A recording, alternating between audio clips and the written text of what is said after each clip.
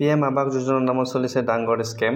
আৰু PM আৱাস যোজনাৰ নামত ধন লৈ হাতে লুটে ধৰা পৰিছে লংকাৰ এগৰাকী পশু সখী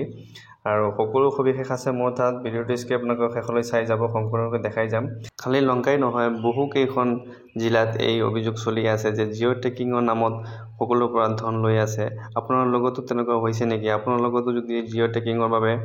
আপোনাৰ পৰা ধন বিচাৰিছে তো আপুনিও এতিয়াই তাৰ বিপৰীতে অভিযোগ দাখিল কৰক আৰু লগে লগে গ্ৰেপ্তাৰ কৰাই দিয়ক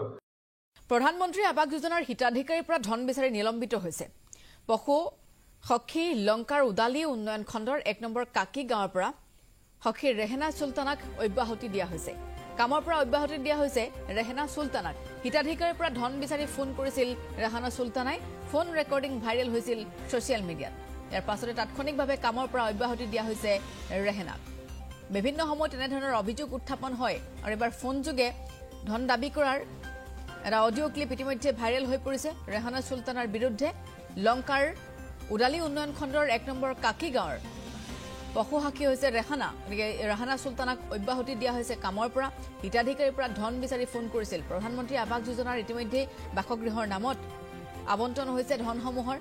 আৰু বিভিন্ন সময়ত ধন আবণ্টন হোৱা সেই ধনসমূহ একাংশই নিজৰ পকেটত সোমাবৰ বাবে হিতাধিকাৰীৰ পৰা ধন বিচৰাৰ নতুন কথা নহয় আৰু ফোন ৰেকৰ্ডিং ৰেহানাৰ ভাইৰেল হোৱাৰ লগে লগে সোশ্যাল মিডিয়াত তাৎক্ষণিকভাৱে কামৰ পৰা অব্যাহতি দিয়া হৈছে